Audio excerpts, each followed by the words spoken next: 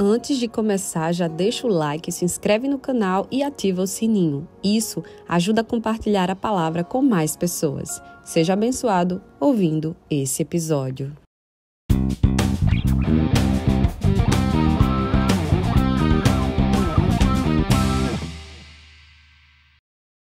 Sejam bem-vindos ao canal Deus e Débora, o canal das boas notícias.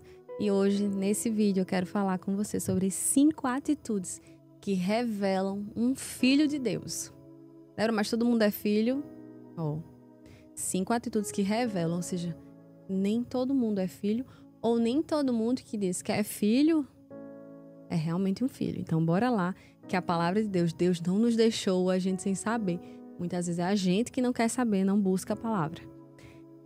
Mateus 7, 15, 16, aí eu pulei para o 21 e 23, diz assim, Jesus falando: tenham cuidado com os falsos profetas. Eles vêm a vocês vestidos de peles de ovelhas, mas por dentro são lobos devoradores. Pelos seus frutos vocês os reconhecerão. Alguém pode colher uvas de um espinheiro ou figos de ervas daninhas?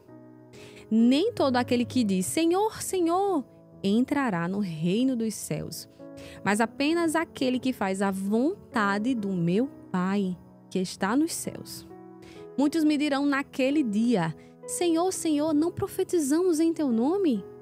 Em teu nome não expulsamos demônios e não realizamos muitos milagres?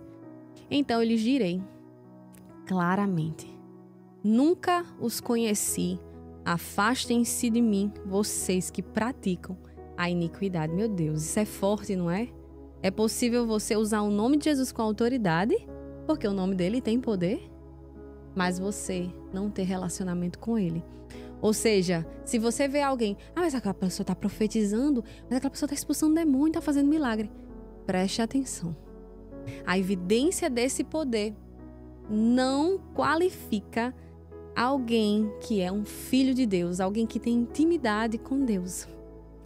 E aí, um exemplo prático, alguém pode ter, dons espirituais, pregar bem, fazer obras de poder, mas viver em pecado, com orgulho, sem arrependimento e sem frutos do Espírito, Então, isso é o que a Bíblia vai chamar de praticar a iniquidade. Então, a gente precisa ter essa atenção e a gente discernir, porque se Jesus falou isso, a gente tem que prestar atenção. Mas, Débora, e aí? Como é que eu vou caracterizar uma pessoa que é filho de Deus? E Jesus vai deixar claro isso pra gente, que a gente precisa olhar para os frutos. A gente tem os frutos do Espírito, que você pode olhar, vai ser amor, paciência, mansidão. Todas aquelas práticas ali, elas evidenciam alguém que tem o Espírito Santo. Mas aí eu separei aqui 5 características de quem é filho. O primeiro, gente, é que a pessoa é guiada pelo Espírito Santo. A Bíblia vai dizer assim em Romanos 8,14: pois todos os que são guiados pelo Espírito de Deus são filhos de Deus. Ou seja, aquela pessoa é guiada pelo Espírito Santo. O que ela faz? Ela faz aquilo que o Espírito Santo está guiando. João 3,3 também diz: em verdade te digo, que ninguém pode ver o reino de Deus se não nascer de novo. Olha só. Para uma pessoa dizer que é filha de Deus, ela precisa nascer de novo. Nós nascemos da nossa mãe, da carne. Todo mundo na terra nasceu de ventre de mulher. Mas para você ser guiado pelo Espírito Santo, e dizer que é filho de Deus, olha só, você não é filho só da sua mãe e do seu pai. Você é filho de Deus, então você precisa nascer dele. Por isso que Jesus vai dizer: em verdade eu te digo que para você ver o reino de Deus, para você fazer parte dele, você precisa nascer de Deus. Então é esse novo nascimento. E pense no nascimento que meu Deus, é o achado de todo ser humano. É nascer de Deus, é se tornar filho dele. Então a primeira coisa é ser guiado pelo Espírito. A segunda, gente, é amar o próximo com sinceridade. Então a Bíblia vai dizer em 1 João 4,7: amados, amemo-nos uns aos outros, pois o amor procede de Deus. Olha só, o amor vem dele. Aquele que ama é nascido de Deus e conhece a Deus. Então, gente, você viu alguém amando, tá amando, a pessoa tá amando, tá fazendo o bem, você tá vendo ali, eu acho que essa pessoa é um filho de Deus. Você já fica atento, porque é uma das características, Porque o que foi que Jesus fez? Jesus deixou tudo e se fez homem para morrer em nosso lugar. Ele veio, ele o Senhor, o Mestre, né? Deixou tudo e veio nos servir. Veio morrer por nós, veio lavar os nossos pés.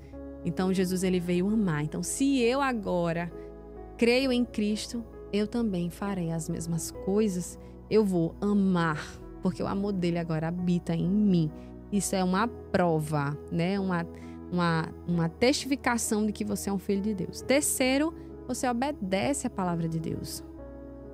João 14,15 diz assim, ó: se vocês me amam, obedecerão aos meus mandamentos.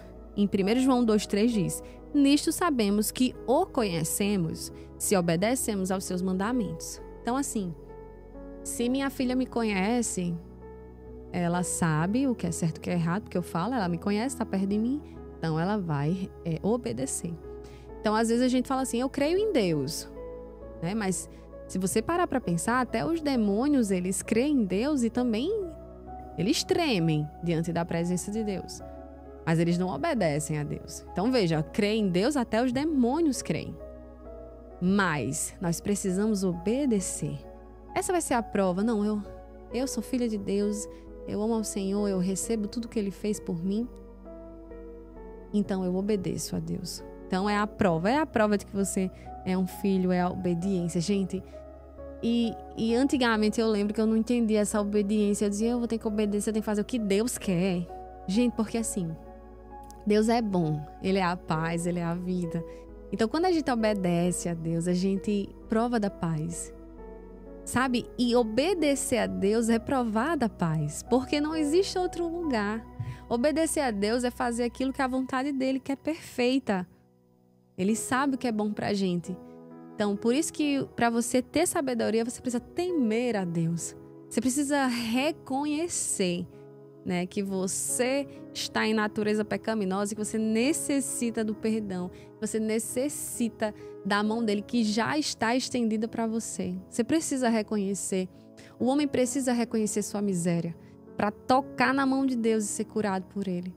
Então, sabe? Então, quando a gente entende isso, a gente fala, não, é realmente... Quando eu voltei para Jesus, eu pensei, eu desobedeci tanto, eu sofri tanto. Aí às vezes a gente dá um delay, demora para perceber.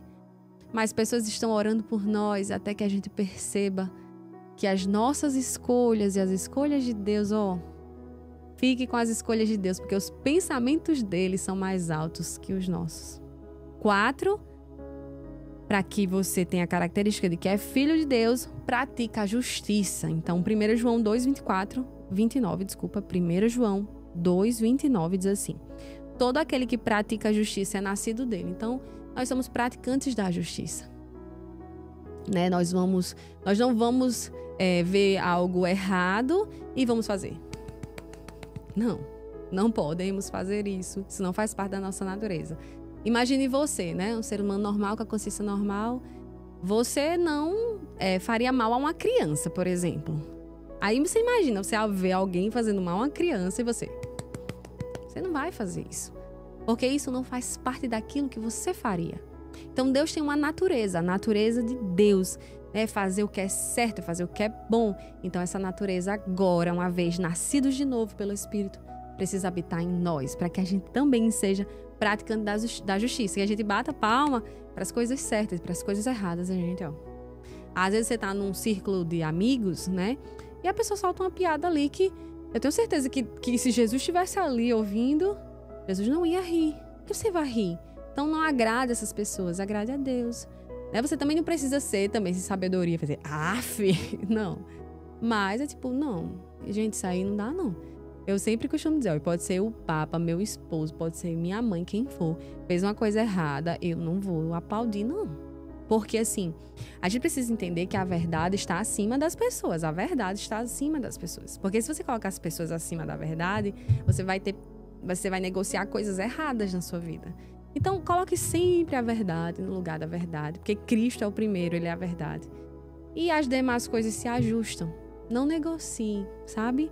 Não bata a palma para a injustiça. Porque nós somos filhos de Deus e quem é filho pratica a justiça. E o último ponto... vive como Jesus viveu, né? O ponto 5 aí. para muita gente é um desafio, né? Para todos nós, porque lutamos contra a carne. Vive como Jesus viveu, com humildade, serviço e verdade. 1 João 2,6 diz: aquele que diz que permanece nele deve andar como ele andou. E aí, minha gente, é um podcast comprido, né? Porque Jesus, ele é o nosso exemplo de ser humano, ele é o nosso exemplo de santidade, ele é o nosso exemplo de misericórdia e de graça e de amor e de verdade. Ele é o nosso exemplo. Então, que a gente possa olhar sempre para ele. Fazer como Pedro, que estava andando ali sobre as águas, pediu para ir junto. E aí ele estava conseguindo, ele estava olhando para Cristo, ele estava conseguindo. Ele olhou para a tempestade e afundou. Então, que a gente não olhe para as tempestades. Se a gente olhar muito para as dificuldades, realmente a gente vai cada vez cair. Mas que a gente possa olhar para Cristo, porque olhando para Ele, eu tenho certeza. Quando você passar por uma injustiça, você vai lembrar da injustiça que Jesus passou, que foi muito maior que a sua.